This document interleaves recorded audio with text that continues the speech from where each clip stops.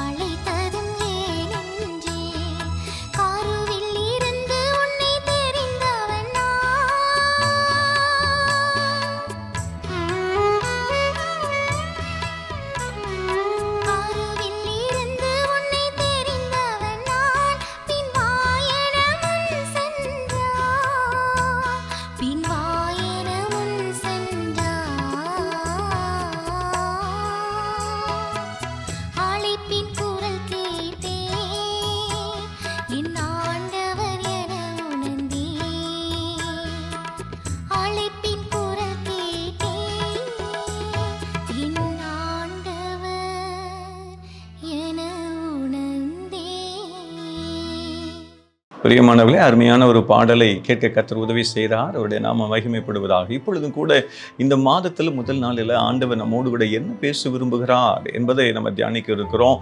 இந்த மாதத்தில் கர்த்தர் நம்மோடு கூட பேசும்படியாக விரும்புகிற காரியம், நீங்கள் ஒரு காலம் இடறி விழுவது இல்லை, இடறி போவதில்லை என்று சொல்லி கர்த்தர் பேசும்படியாக விரும்புகிறார். அப்போ யார் இடறி விழுவதில்லை என்பதைத்தான் தேவன் நமக்கு காண்பித்துக் கொடுக்கும்படியாக விரும்புகிறார்.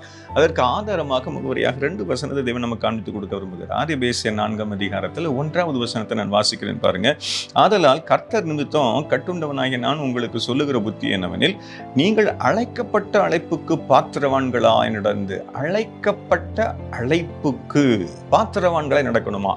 இந்த வசனத்தின் ஆழத்தை இன்னும் நேர்த்தியாக 2 பேதுருவின் புத்தகம் 1 அதிகாரம் 10வது வசனத்துல இன்னும் சற்று ஆழமாக நம்ம புரிந்து கொள்ள முடிகிறது. அந்த வசனத்தை நான் வாசிக்கிறேன். ஆகையால் சகோதரரே, உங்கள் அழைப்பையும் தெரிந்து கொள்ளுதலையும் உறுதியாக்கும்படி ஜாக்கிரதையாயிருங்கள். இவைகளை செய்தால் நீங்கள் ஒரு காலம் இடறி விழுவதே இல்லை. அல்லேலூயா. அப்போ அழைப்பையும் தெரிந்து கொள்ளுதலையும் ஒரு தனி மனிதன், குடும்பம், சபை உறுதிப்படுத்துமையானா, தேவ சமூகத்தில் காத்திருந்து உறுதிப்படுத்திக் கொள்ளுமையானா, அவர்கள் ஒரு நாள் என்ன செய்ய மாட்டாங்களாம்? அசைக்கப்பட்டு போவதில்லை, ஒரு நாளும் இடறி விழுவதில்லை என்று சொல்லி வேதம் ரொம்ப அருமையாக சொல்லுகிறது. ஒரு நாளும் இடறி போவதில்லை என்று சொல்லி வேதம் ரொம்ப அருமையாக சொல்லுகிறது. அப்போ நீங்களும் நானும் முதல்ல அழைப்பு என்றால் என்ன என்பதை நம்ம அறிந்திருக்கணும். அதைத்தான் தேவன் நமக்கு இன்றைக்கு கொண்டு தெளிவாய் காண்பித்துக் கொடுக்கும்படியாக விரும்புகிறார். What you mean by calling? ஆமா, 3 விதமாக தேவன் நமக்கு இந்த அழைப்பை குறித்து பேசும்படியாக விரும்புகிறார். ஆங்கிலத்தில் காலிங், தமிழில் அழைப்பு என்று சொல்லி சொல்லுகிறோம்.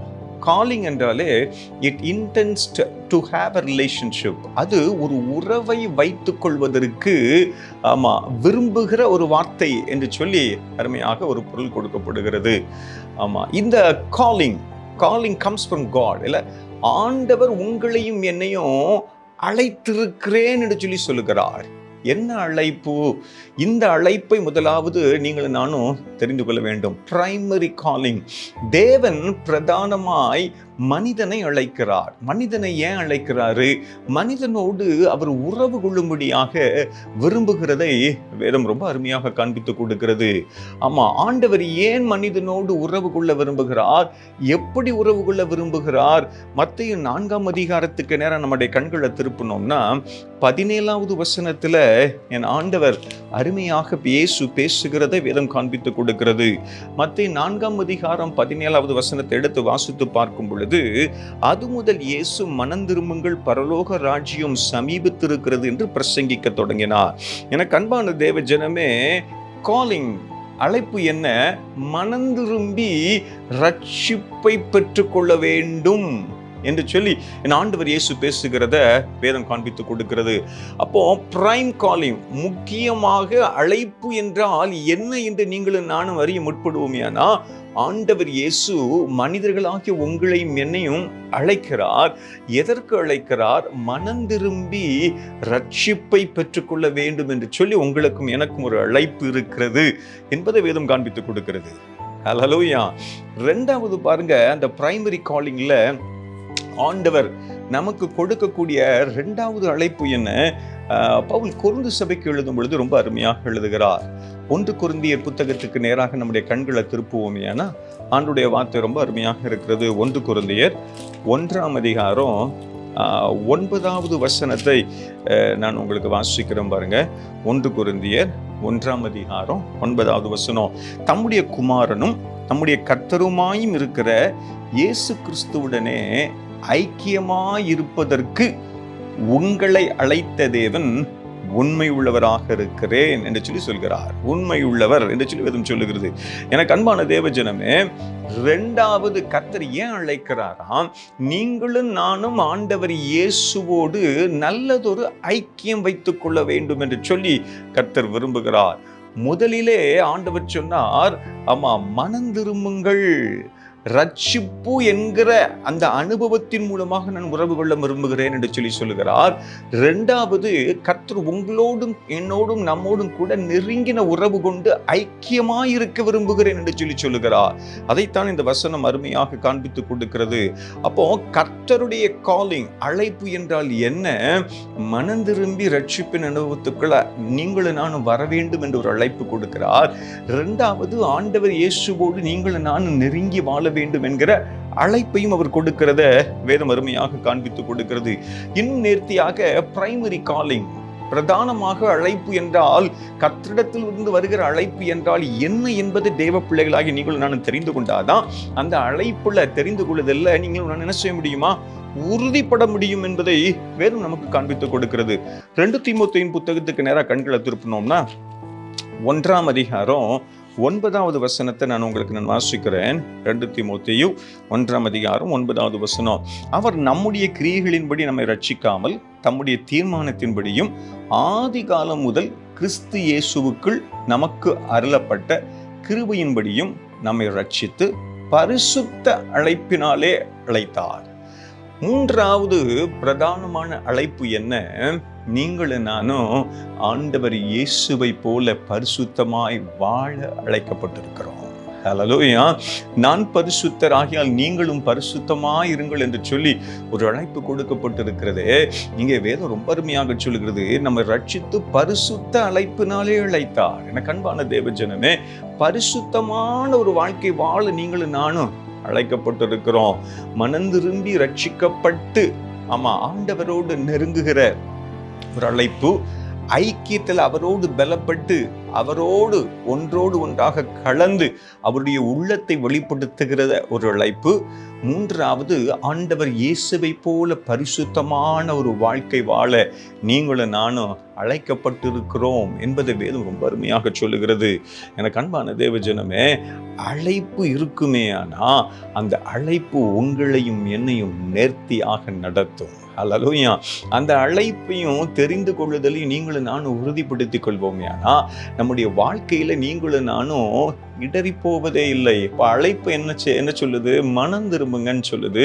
அழைப்பு என்ன சொல்லுது? இயேசுவோடு ஐக்கியப்படுங்கன்னு சொல்லுது.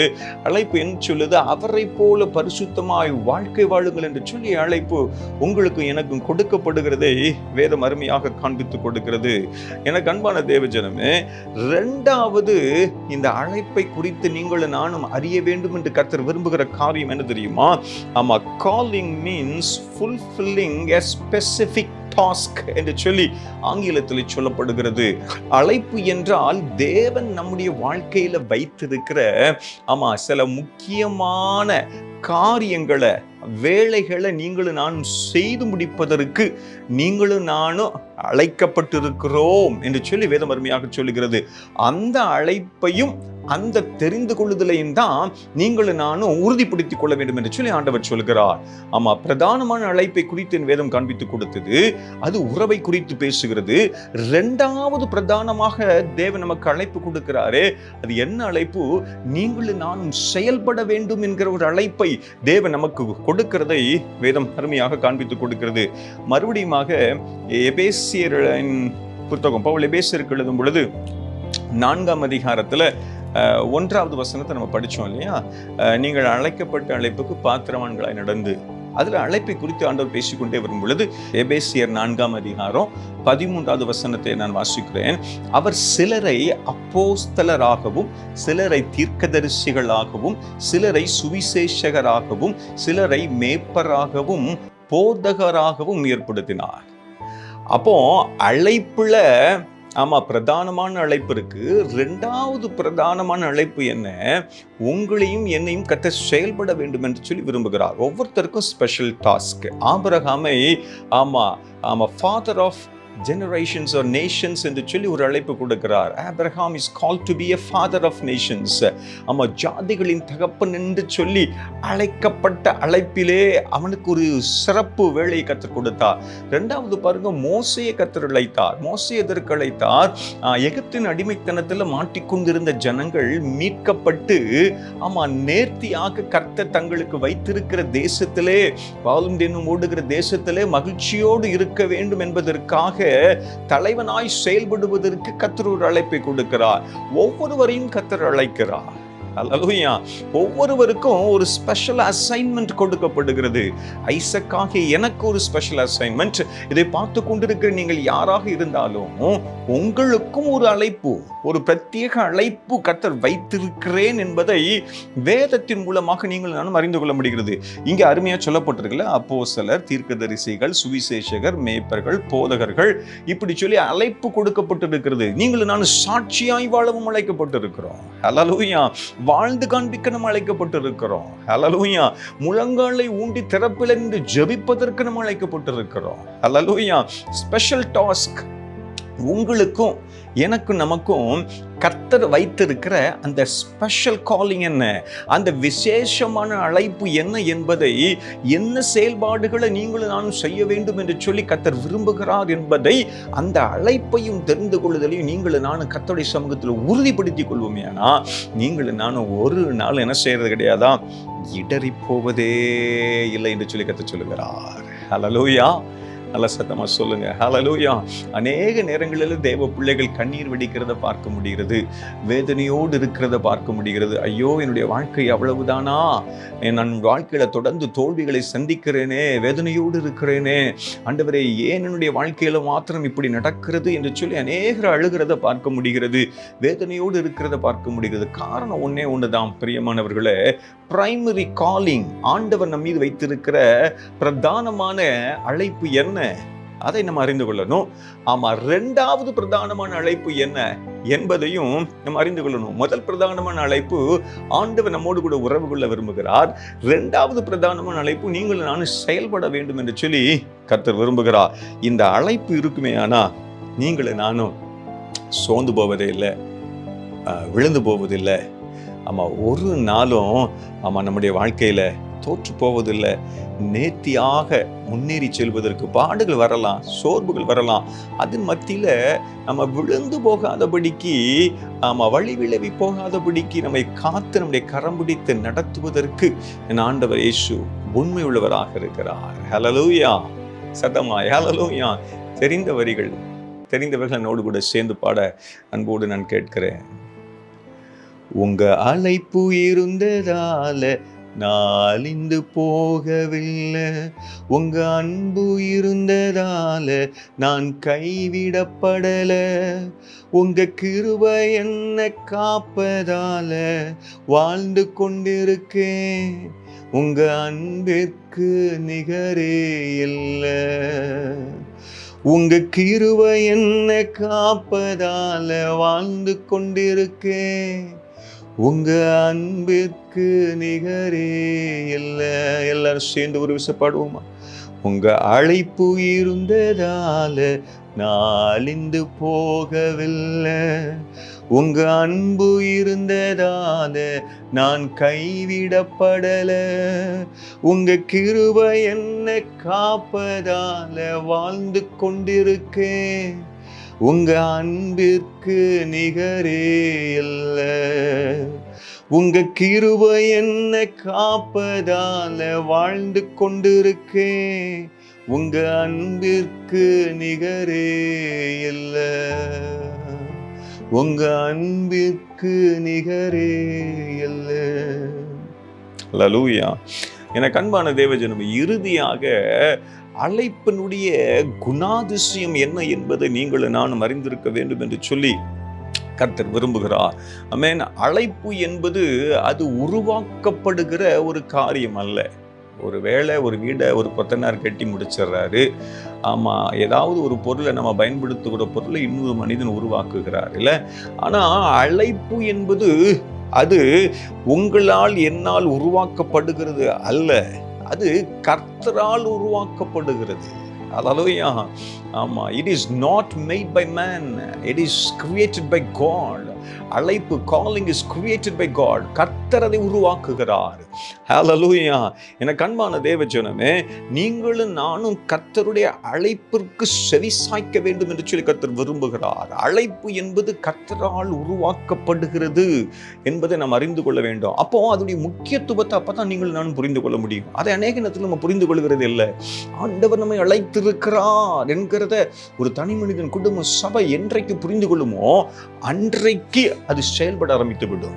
அழைப்பு என்பது கர்த்தரால் உருவாக்கப்பட்டு அது என்னை நோக்கி வந்திருக்கிறது என்பதை அவர்களோ நீங்களும் நானும் தேவ சமூகத்தில் அமர்ந்திருந்து உறுதிப்படுத்தும் பொழுது அதோடைய மகிமை நம்ம கண்டுகொள்ள முடியும். இரண்டாவது சிறப்பான குணாதிசயம் பாருங்க, ஆண்டவர் இயேசுவினுடைய அழைப்பு உங்கள் மீதும் என் மீதும் இருக்குமே ஆனா அது ஒரு நாளும் மாறாது என்று சொல்லி வேதம் அருமையாக சொல்லுகிறது. ஹல்லேலூயா, ஹல்லேலூயா. அழைப்பு ஒரு நாளும் மாறாது. ரோமர் 11ஆம் அதிகாரத்தினுடைய கண்களை திருப்புங்களேன், 29வது வசனத்தை நான் படிக்கிறேன் பாருங்க. தேவனுடைய கிருபை வரங்களும் அவர்களை அழைத்த அழைப்பும் மாறாதவைகளே. எவ்வளவு அருமையா இருக்கு பாருங்க. எனக்கு அன்பான ஊழியனை, ஒருவேளை ஊழியத்தின் பாதையில் இருக்கிறவர்கள் இதை பார்த்து கொண்டு இருப்பீர்களே, ஆனா நீங்க யாராக இருந்தாலும் சரி, உங்க வாழ்க்கையில நீங்க போய்கொண்டிருக்கிற சூழ்நிலையில சற்று தடுமாறி கொண்டு இருப்பீர்களே, ஆனா கர்த்தர் உங்களை திருப்பாரையானா நீங்களும் நானும் பயப்பட வேண்டிய அவசியம் இல்லை. அவருடைய அழைப்பு ஒரு நாளும் மாறாதது. ஹல்லேலூயா. அப்போஸ்தலராக அழைத்திருக்கிறாரா, போதகராக அழைத்திருக்கிறாரா, மேய்ப்பராக அழைத்திருக்கிறாரா? ஆண்டவரே, இந்த பணியில நான் மிகவும் துன்பப்படுகிறேனே, அநியாயமாய் நான் குற்றம் சாட்டப்படுகிறேனே, கண்ணீர் சிந்தி கொண்டிருக்கிறேனே, தேவைகள் சந்திக்கப்படலையே ஆண்டவரே. என்னுடைய அப்போஸ்தல ஊழியத்தில், என்னுடைய சுவிசேஷக ஊழியத்தில், என்னுடைய தீர்க்க தரிசன ஊழியத்தில், மேய்ப்பனின் ஊழியத்தில், போதக ஊழியத்தில், திறப்பின் வாசல் ஊழியத்தில் ஆண்டவரே சாட்சியாய் வாழ முடியலையே சொல்லிக் கொண்டிருக்கிறார். சகோதரனே, சகோதரியே, கர்த்தர் நம்மை அழைத்திருந்தாரையானா அந்த அழைப்பை நம்ம உறுதிப்படுத்திக் கொள்ளும் பொழுது கர்த்தர் அதிலே ஒருவேளை உங்களுடைய என்னுடைய வாழ்க்கையில பலவீனங்கள் சோர்வுகள் வரலாம், ஆனா கர்த்தருடைய கிருபை வரங்கள் மாறாதது. அவர் மாறாதவர். அவர் உங்களையும் என்னையும் நேர்த்தியாக நடத்துவார். அவர் அழைத்த அழைப்புக்கு நீங்க இணங்கி நடக்க ஒப்பு கொடுத்துருங்க. அதுல ஒரு வேளை தேவைகள் அதிகரிக்கிறதை போல காணப்படலாம். பயப்படாதீங்க. கர்த்தர் சூழ்நிலைகளை மாற்றி உங்களை நேர்த்தியாக நடத்துவேன் என்று சொல்லி இந்த மாதத்தின் முதல் நாளிலே பேசும்படியாக விரும்புகிறார். ஹல்லேலூயா, சத்தமா ஹல்லேலூயா. அப்போ இந்த அழைப்புடைய குணாதிசயத்தை பாருங்க. இறுதியாக நீங்களும் நானும் இந்த அழைப்புக்கு என்ன செய்யணுமா? செவி கொடுக்க வேண்டும் என்பதை வேதம் அருமையாக சொல்லுகிறது. மத்தேயு எழுதின சுவிசேஷம் 22வது அதிகாரத்தை நம்ம படித்து பார்ப்போமே. ஆனா 2வது வசனத்திலிருந்து 14ஆம் வசனம் வரைக்கும் ஆண்டவர் இயேசு ஊமையாக பேசி சொன்னது என்னவென்றால் என்று சொல்லி முதல் வசனம் ஸ்டார்ட் ஆகுது. பரலோக ராஜ்யம் தன் குமாரனுடைய கல்யாணம் செய்த ஒரு ராஜாவுக்கு ஒப்பாய் இருக்கிறது, தன் குமாரனுக்கு கல்யாணம் செய்த ஒரு ராஜாவுக்கு ஒப்பாய் இருக்கிறது என்று சொல்லி ஆண்டவர் இயேசு அருமையாக சொல்லுகிறார். பரலோக ராஜ்யத்துக்கு ஒரு அழைப்பு கொடுக்கப்படுகிறத ஆண்டவர் அருமையாக அங்கே ஊமையாக சொல்லுகிறத பார்க்க முடிகிறது. அந்த வசனத்தின் முடிவு பாருங்க. அந்த வசனத்தின் முடிவை நான் படிக்கிறேன் பாருங்க. மத்தேயு 22 14வது வசனத்தை, அந்த ஊமையினுடைய முடிவை நான் படிக்கிறேன் பாருங்க. மத்தேயு 22ஆம் அதிகாரம் 14வது வசனம். அந்தபடியே அழைக்கப்பட்டவர்கள் அநேகர், தெரிந்து கொள்ளப்பட்டவர்களோ சிலர் என்றார். என கண்பான தேவ ஜனமே, அழைக்கப்பட்டவர்கள் அநேகர் தான். ஆனா அந்த அழைப்பையும் தெரிந்து கொள்ளுதலையும் எந்த ஒரு மனிதன் உறுதிப்படுத்துகிறானோ கர்த்தருக்குள்ள, அவன் செயல்பட ஆரம்பித்து விடுகிறான். ஹல்லேலூயா. உங்களிடத்திலும் என்னிடத்தில் கர்த்தரை எதிர்பார்க்கிறார். God requires a response from you and me. உங்களிடத்திலும் என்னிடத்திலும் கர்த்தர் அதற்கு பிரதிபலன்களை பதில் கொடுக்க வேண்டும். நீங்களும் நானும் பதில் கொடுக்க வேண்டும் என்று சொல்லி கர்த்தர் விரும்புகிறார். பதில் கொடுப்போமா? இந்த மாதத்தின் முதல் நாளில் ஆண்டவரே, பிரதானமாய் இது எங்களோடு கூட உறவு கொள்ளும்படி எங்களை அழைத்திருக்கிறீர் என்று பார்க்கிறோம். 2வது பிரதானமாய் நாங்கள் செயல்பட வேண்டும் என்பதை தேவன் எங்களுக்கு காண்பித்துக் கொடுக்கிறீர். இறுதியாக அழைப்பினுடைய குணாதிசயம் என்ன? அது கர்த்தரால் உருவாக்கப்பட்டிருக்கிறது என்று சொல்லி எங்களுக்கு காண்பித்துக் கொடுக்கிறீர். நீங்க கொடுத்த அந்த அழைப்பு மாறாதது என்பதை ஆண்டவரே அழுத்தமாக எங்களுக்கு காண்பித்துக் கொடுக்கிறீர். அந்த அழைப்புக்கு நாங்கள் இணங்கி செயல்பட வேண்டும் என்பதையும் நீர் எங்களுக்கு நினைப்பூட்டுகிறீர். ஆண்டவரே, நாங்கள் நன்றி செலுத்துகிறோம் சுவாமி, நன்றி செலுத்துகிறோம். அந்த ஜீவனுள்ள வார்த்தைகள் மூலமாக எங்களோடு கூட இடைப்பட்டு இருக்கிறீரே, நாங்கள் நன்றி செலுத்துகிறோம். எல்லாரும் அப்படியே நம்ம கண்களை மூடி அப்படியே நம்ம அர்ப்பணிக்க போகிறோம். கண்களை மூடுவோமா? ஆண்டவரே, நாங்கள் நன்றி செலுத்துகிறோம் சுவாமி. இந்த ஆசீர்வதிக்கப்பட்டிருக்கிற மனமகிழ்ச்சியின் ஆண்டவரே மாதத்தின் முதல் நாளில் சகோதர சகோதரிகளாக, குடும்பங்களாக, ஆண்டவரே வெவ்வேறு சபைகளின் பிள்ளைகளாக இணைந்து ஆண்டவரே உடைய வார்த்தைகளை தியானிக்க கர்த்தர் தருகிற நல்ல வேளைக்காக நாங்கள் நன்றி செலுத்துகிறோம். அழைப்பையும் தெரிந்து கொள்ளுதலையும் எந்த தனி மனிதன், குடும்பம், சபை கர்த்தருக்குள் தன்னை உறுதிப்படுத்துகிறதோ அங்கே அவர்கள் இடறி போவதில்லை, விழுந்து போவதில்லை, தவறுவதில்லை என்று சொல்லி வேதம் தெளிவாக எங்களோடு கூட பேசியிருக்கிறது. அப்பா, எங்களோடு தெளிவாய் பேசியிருக்கிறீங்களே, நாங்கள் நன்றி மாத்திரம் செலுத்துகிறேன். கிருபை கொடுங்க ஆண்டவரே. எங்கள் மீது நீர் வைத்திருக்கிற அழைப்பையும் தெரிந்து கொள்ளுதலை நாங்கள் உறுதிப்படுத்திக் கொள்ள ஆண்டவரே, ஜாக்கிரதையோடு அவைகளை உறுதிப்படுத்திக் கொள்ள எங்களுக்கு உதவி செய்யுங்க ஆண்டவரே. நீங்க எங்க மீது வைத்திருக்கிற அழைப்புக்கு பாத்திரவான்களாக நாங்கள் நடந்து கொள்ள ஆண்டவரே, அதற்கு பதில் கொடுக்கக்கூடிய உயிருள்ள மக்களாக நாங்கள் காணப்பட ஆண்டவரே, உணர்வுள்ள மனிதர்களாக நாங்கள் காணப்பட கர்த்தர் எங்களுக்கு உதவி செய்ய வேண்டும் என்று சொல்லி உம்முடைய சமூகத்துல நாங்கள் கெஞ்சு மன்றாடுகிறோம். உம்முடைய சமூகத்துல கெஞ்சு மன்றாடுகிறோம். உம்முடைய சமூகத்துல நாங்கள் கெஞ்சு மன்றாடுகிறோம். உங்க அழைப்பு இருந்ததால நான் அழிந்து போவதில்லை, உங்க அன்பு இருந்ததால நான் கைவிடப்படல, உங்க கிருபை என்ன காப்பதால வாழ்ந்து கொண்டிருக்கேன். உங்க அன்பிற்கு நிகரே இல்லை, உங்க கிருபை என்ன காப்பதால வாழ்ந்து கொண்டிருக்கேன். உங்க அன்பிற்கு நிகரே இல்லை. ஆண்டவரே, உங்களுடைய அன்புக்கு நிகரே. எங்களை தாழ்த்துகிறோம், பெருமையாக்குகிறோம். ஆசீர்வதிங்க, வழி நடத்துங்கப்பா. இந்த மாதத்துல ஆண்டவரே, ஆவி ஆத்துமா சரீரத்தில் என்னென்ன தேவைகளோடு அன்பு பிள்ளைகள் இணைந்திருக்கிறார்களோ அற்புத சுகம் உண்டாகட்டும், அற்புத விடுதலை உண்டாகட்டும். ஆண்டவரே, பிள்ளைகள் பள்ளிக்கூடங்களில கல்லூரிகளில ஆண்டவரே புதுப்பிக்கப்பட்டு ஆண்டவரை சேர்க்கப்படக்கூடிய ஒரு காலகட்டங்கள் வருகிறது. ஆண்டவரே அப்பா, ஒவ்வொருடைய தேவைகளை கர்த்தர் சந்திங்க ஆண்டவரே. பிள்ளைகளுடைய உயர்படிப்புகளை கர்த்தர் ஆசீர்வதிங்க ஆண்டவரே. ஆண்டவரே, கல்லூரியில உயர்வுகளை பிள்ளைகள் கண்டுகொள்ளட்டும், பள்ளிகளில உயர்வுகளை பிள்ளைகள் கண்டுகொள்ளட்டும். ஆண்டவரே, படித்த படிப்புக்கு ஏற்ற வேலைகள் உண்டாகட்டும். ஆண்டவரே, ஆண்டவரே, உலக நாடுகளுக்குள்ள ஒரு சமாதானம் உண்டாகட்டும் என்று சொல்லி நாங்கள் ஜெபிக்கிறோம். தொடர்ந்து கர்த்தரை பொறுப்படுத்திக் கொள்ளுங்க, ஆசீர்வதிங்க, வழிநடத்துங்க. தாழ்த்தி கருத்தில் ஒப்பு கொடுக்கிறோம். இயேசுவின் இன்ப நாமத்தில் ஜெபிக்கின்றோம். ஜெபங்கேளும் எங்கள் ஜீவனுள்ள நல்ல பிதாவே, ஆமென். சேர்ந்து சொல்வோமா? என் ஆத்துமாவே கர்த்தரை ஸ்தோத்திரி, என் முழு உள்ளமையோடு பரிசுத்த நாமத்தை ஸ்தோத்திரி. என் ஆத்துமாவே கர்த்தரை ஸ்தோத்திரி, அவர் செய்த சகல உபகாரங்களை மறவாதே. ஆமென். Thank you. God bless you all.